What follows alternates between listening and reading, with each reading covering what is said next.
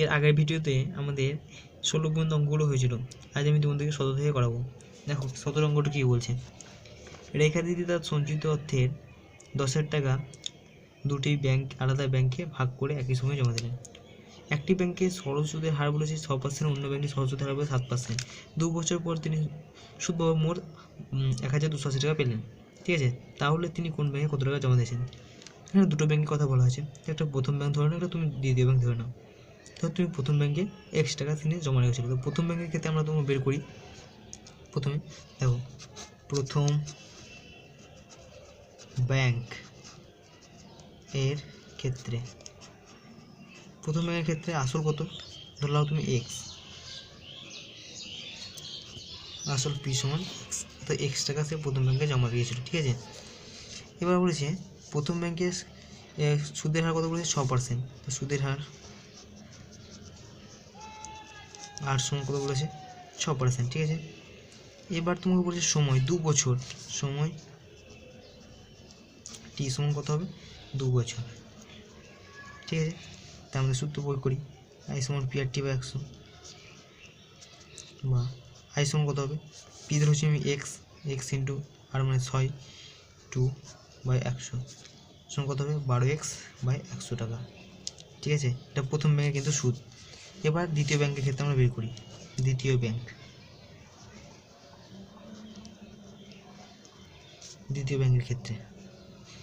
ব্যাংকের ক্ষেত্রে তোমার আসল কত হবে, আমি প্রথম ব্যাংকে X টাকা জমা দিয়েছে, মোট 10,000 টাকা। তো 10,000 টাকা তোমার সমানভাবে ভাগ করতে হবে। তাই কত হবে 10,000 মাইনাস X টাকা দ্বিতীয় ব্যাংকে জমা রেখেছিল, এটা হচ্ছে আসল। ঠিক আছে, তাহলে আমি লিখতে পারি আসল P সমান 10,000 মাইনাস X টাকা। ঠিক আছে, এবার সুদের হার কত বলতে দেখো, সুদের হার বলতে 7%। সুদের হার আর সমান 7%। সময় কত, সময় T সমান 2 বছর। এবার এটা আমরা বের করি দ্বিতীয় ব্যাংকের ক্ষেত্রে সুদ, I সমান P/T/100 বা I সমান কত হবে দেখো 10,000 মাইনাস X আর মানে কত 7, তো ইন্টু 7, T মানে কত 2/100 সমান কত হবে দেখো 7 দুগুণে 14, 14 ইন্টু 10,000 করলে কত হবে 1,40,000 মাইনাস 14X/100। ঠিক আছে, এটা দ্বিতীয় ব্যাংকের ক্ষেত্রে সুদ। এবার তোমাকে বলে দিয়েছে যে তিনি 2 বছর পর তিনি সুদ পাবো, তিনি 1,280 টাকা পান। ঠিক আছে, প্রথম ব্যাংক আর দ্বিতীয় ব্যাংক মিলে তিনি 1,280 টাকা সুদ পান। শর্ত অনুসারে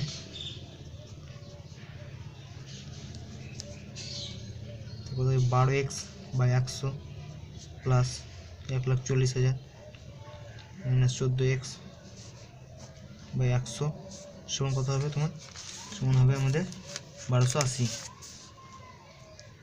ঠিক আছে, এবারে 100 লসাগু, তো 12X প্লাস 1,40,000 মাইনাস 14X সমান 1,280 বা এর মাইনাসের চিহ্ন বেশি আছে, মাইনাস 14X বা 12 করলে কত হবে মাইনাস 2X প্লাস 1,40,000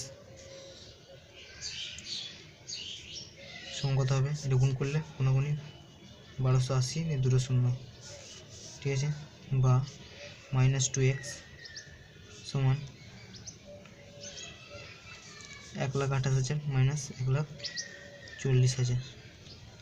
ঠিক আছে, বা মাইনাস 2X সমান কত হবে মাইনাস 1,40,000 মাইনাস 128,000 টাকা করলে কত হবে দেখো তোমাদের হয় 12,000।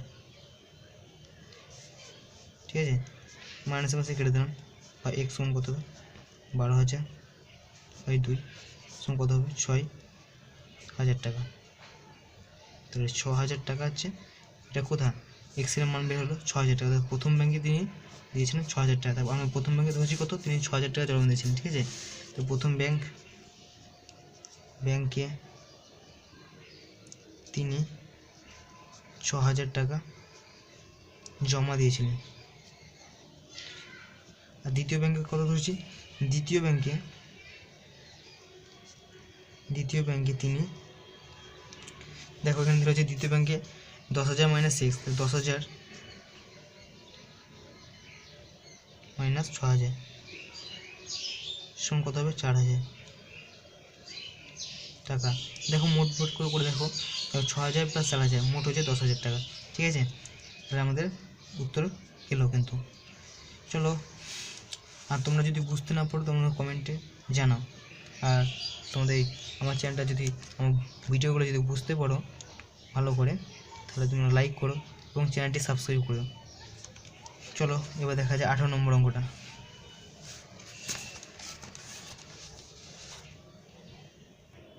দেখো 18 অঙ্কটা কী বলেছে, কোনো ব্যাংক বার্ষিক 5% হারে সরল সুদ দেয়। ওই ব্যাংকের দীপু বছরের প্রথমে 15,000 টাকা জমা দেওয়ার 3 মাস পর 3,000 টাকা তুলে নিলেন কিন্তু, এবং টাকা তুলে নেওয়ার 3 মাস পরে আবার তিনি 8,000 টাকা জমা দিলেন। ওই বছরের বছরের শেষে সুদে আসলে তিনি কত টাকা পাবেন হিসাব করে নির্ণয় করি। ঠিক আছে, দেখি মোট তার কিছু 15,000 টাকা তিনি প্রথমে কিন্তু জমা দিয়েছেন।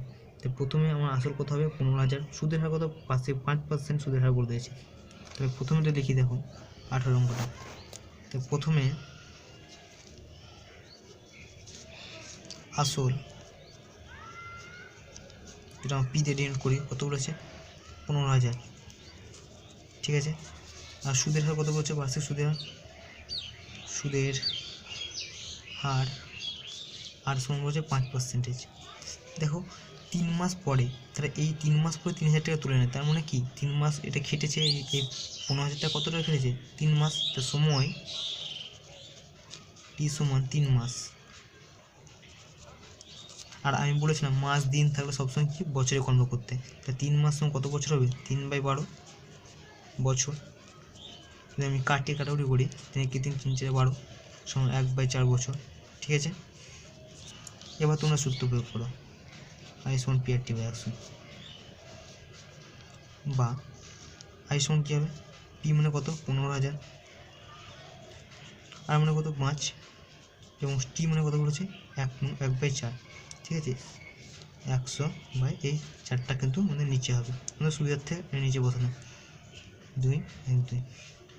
ঠিক হলো, তাহলে 2 দিয়ে যদি করি 2 75, 150, 2 2 4, 5 5 25, 5 7 35, 37, 375/2 সমান, দেখো এটা হবে 187.50 টাকা। তোমরা যদি এটা ভাঙো তাহলে এটা হবে 187.50 টাকা কিন্তু।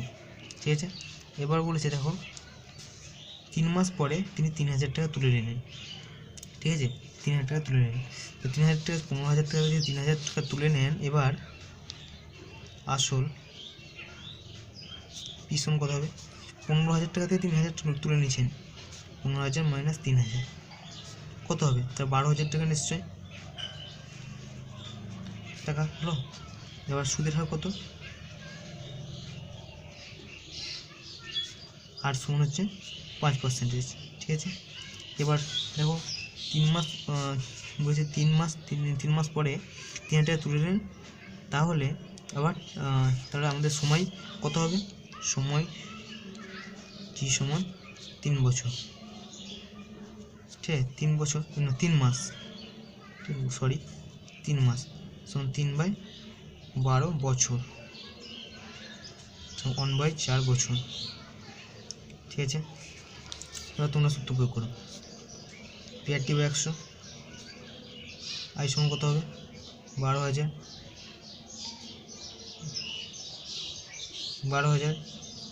ইন্টু আর মানে কত 5%, 1/100 ইন্টু 4, 0 দিলাম কেটে, 4 3 12, 30 সমান কত হবে 150 টাকা। ঠিক আছে, আবার বলেছি দেখো, এবার বলছে টাকা তুলে নেওয়া আবার 3 মাস পরে কিন্তু তিনি 8,000 টাকা জমা দিলেন। তার মানে তার এবার মোট কত হচ্ছে 6 মাস হচ্ছে, 6 মাস পরে এবার এই 8,000 টাকাটা কাটছে কত 6 মাস, তাহলে আমাদের আসল কত হবে, এবার আসল এই সমান, দেখো কত বলেছে জমা দিতে 3 মাস পরে 8,000 টাকা জমা দিলেন। ঠিক আছে, এবার কত আসল কত হবে, এই দেখো আমাদের কত বেরোলো 12,000 টাকা ছিল, তো 12,000 প্লাস 8,000 কত হবে? 20,000।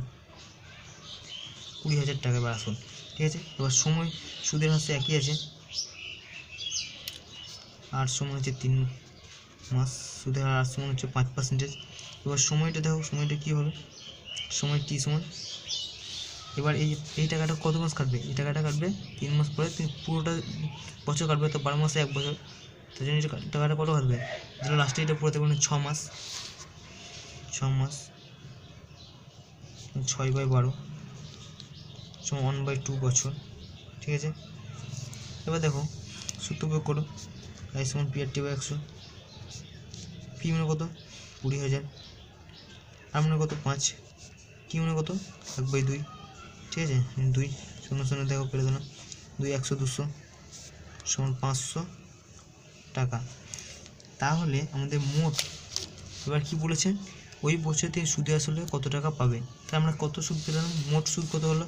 দেখো এখানে সুদ হয়েছে 187 টাকা 0.50 পয়সা, ঠিক আছে। আবার এখানে কত বেরোলো আমাদের? এখানে বললো 150 টাকা, এখানে কত বেরোলো?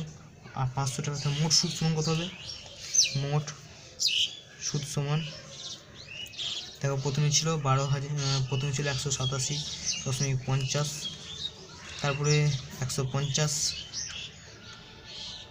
তারপর হচ্ছে 500, ঠিক আছে। তো যোগ করলে কত হবে দেখি, তোমাদের যোগ করলে হবে 837.50 টাকা, ঠিক আছে। এবার তোমাকে বের করতে বলেছে সুদ আসল, তাই তো। তোমাকে বলেছে দীপু, ওই বছর দীপু সুদ আসলে কত টাকা পাবেন দেখি। সুদ আসল মানে আসল কত ছিল প্রথমে? 15,000, আসল তোমার লাস্টে কত বেরোলো? লাস্টে বেরোলো হচ্ছে 20,000, তাই তো। লাস্টে বেরোলো 20,000, তো 20,000 আর সুদ কত বেরোলো? 837। সুদ আসলে সুদ প্লাস আসল, সুদ প্লাস আসল কত হবে? 20,000 প্লাস 837.50 টাকা, এটা যোগ করলে কত হবে? 20837.50 টাকা, ঠিক আছে। এটা হচ্ছে তোমাদের আনসার, তোমরা যোগ করে দেখবে তোমাদের এটা আসবে, ঠিক আছে। তাহলে আমাদের 18 অঙ্কটা হয়ে গেল। আর তোমরা যদি কিছু বুঝতে না পারো তোমাকে কমেন্ট করো, এবং এরপরে ভিডিওগুলোতে আমি আরও তোমাদের জন্য সাজেশন নিয়ে আসবো, এবং বিভিন্ন টাইপের আরও যে সমস্ত টাইপগুলো হয়ে থাকে সরল সুদ কোথা থেকে, সেগুলো আমি সবই তোমাদের করাবো। তুমি শুধু আমরা চ্যানেলটাকে শুধু ফলো করো, দেখবে তোমাদের অঙ্কগুলো খুবই আসান লাগবে। চলো আজকের মতন এইটুকুই, আবার দেখা হবে পরের ভিডিওতে। Tata, bye bye.